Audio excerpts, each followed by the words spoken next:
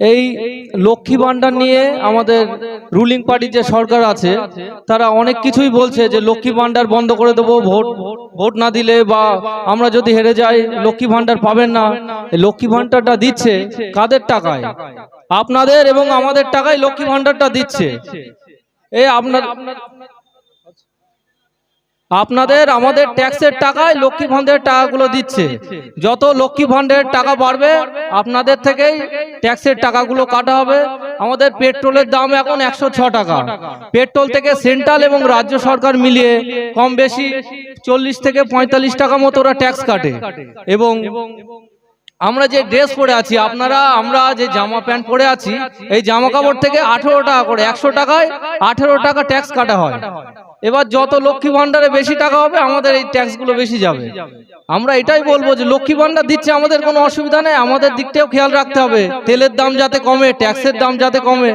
Electric বিলের তো system করে রেখেছে এমন যে 70 ইউনিটের উপরে গেলে 2 টাকা থেকে 5 টাকা হবে।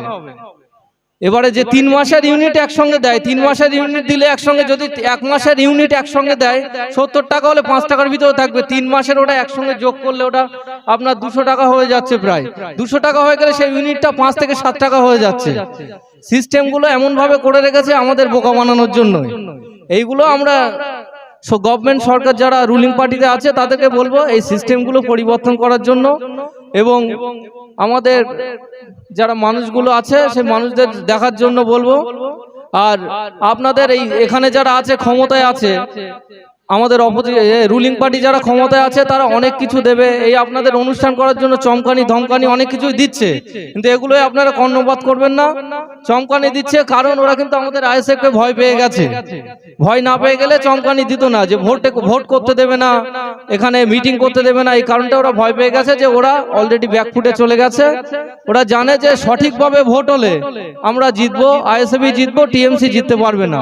সেই কারণে একটাই রিকোয়েস্ট আমাদের এখানে যারা আছে আর এই হাসনাবাদ ব্লকে যারা আছে তাদের কাছে একটাই আবেদন, সঠিকভাবে আমরা এনিহাও যাতে ভোটটা করতে পারি। ভোটটা করিয়ে আমাদের আক্তারুল ভাই আছে, আক্তারুল ভাইকে আমাদের প্রার্থী জিতাতে হবে। এই বলে আমি আমার বক্তব্য শেষ করছি। ধন্যবাদ।